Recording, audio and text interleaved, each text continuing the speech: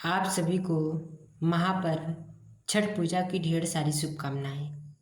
छठ पूजा हिंदू धर्म का एक महत्वपूर्ण पर्व है जो सूर्य देवता और उनकी बहन छठी मैया की पूजा से जुड़ा हुआ है।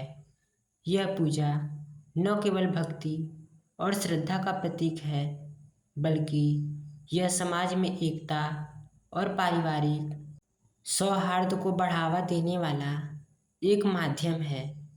छठ पूजा का मुख्य उद्देश्य सूर्य देवता से स्वास्थ्य, समृद्धि और दीर्घायु की कामना करना है।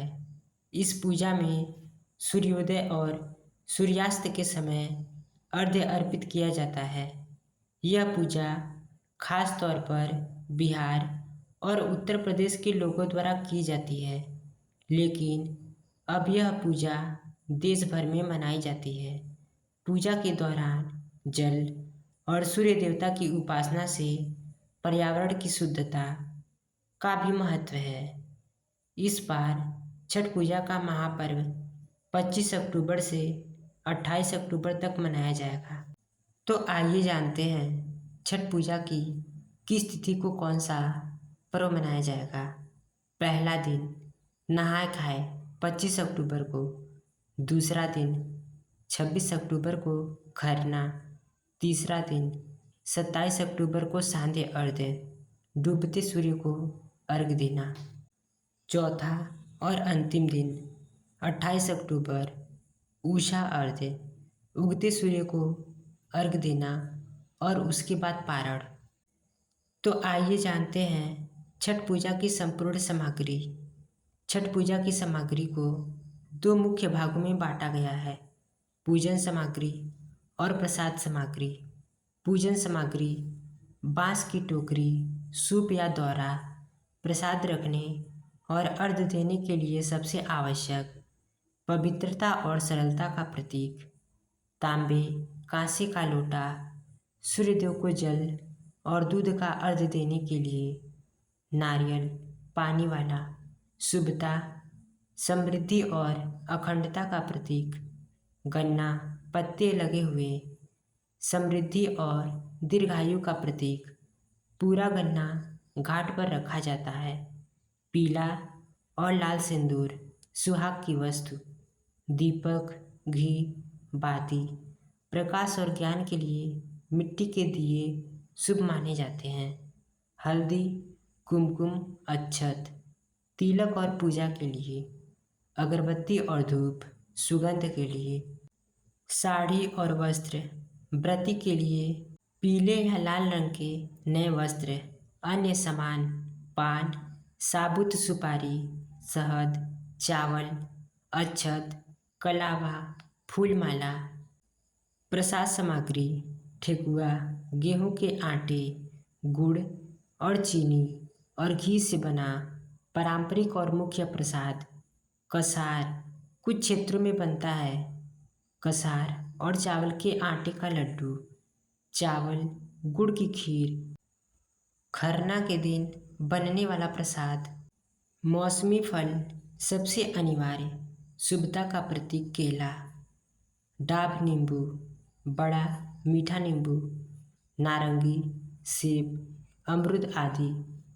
जड़ वाली सब्जियां शकरकंदी, शकरकंद, सुथनी, मूली, सिंघाड़ा और जलफल। अन्य भोग पूड़ी, मालपुआ, खजूर, मिठाई। तो आइए जानते हैं छठ पूजा के 4 दिन व्रत का संपूर्ण विधि। पहला दिन नहाय खाए का विधि। व्रती स्नान के बाद नए साफ वस्त्र पहने, व्रत का संकल्प लें, सात्विक भोजन ग्रहण करें। भोजन में मुख्य रूप से लौकी भात, लौकी की सब्जी और चावल और चने की दाल शामिल होती हैं। यह भोजन पूरी पवित्रता के साथ बनाया जाता है। इस दिन व्रती के अलावा परिवार के अन्य सदस्य भी सात्विक भोजन करें। छठ पूजा का दूसरा दिन खरना 26 अक्टूबर। इस दिन व्रती पूरे दिन निर्जला उपवास बिना जल और भोजन के रहती हैं। शाम को सूर्यास्त होने के बाद गुड़ चावल की खीर और रोटी बनाई जाती है। व्रती इस प्रसाद को ग्रहण करती हैं। खरना के प्रसाद को ग्रहण करने के बाद 36 घंटे का कठिन निर्जला व्रत शुरू हो जाता है। छठ पूजा का तीसरा दिन सांध्य अर्घ 27 अक्टूबर। यह षष्ठी तिथि का दिन है और छठ पूजा का मुख्य दिन माना जाता है। व्रती और परिवार के सदस्य बांस की टोकरी, दउरा में सभी फल, ठेकुआ और अन्य प्रसाद सामग्री सजाते हैं। शाम को सभी लोग मिलकर किसी पवित्र नदी या तालाब की घाट पर जाते हैं।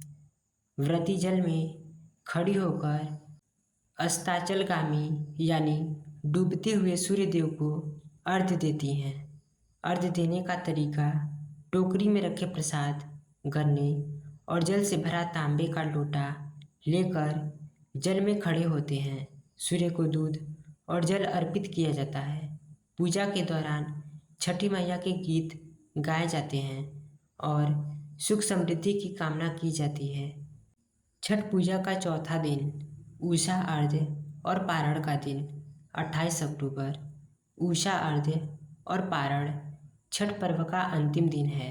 व्रती और परिवार के लोग भोर में ही घाट पर पहुंच जाते हैं और उगते हुए सूर्य का इंतजार करते हैं।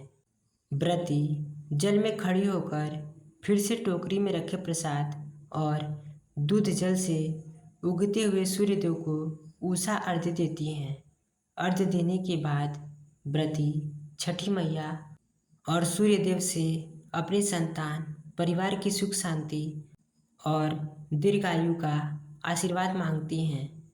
इसके बाद व्रती घाट पर प्रसाद ग्रहण करके पानी पीकर 36 घंटे तक का निर्जला व्रत तोड़ती हैं, जिसे पारण कहा जाता है।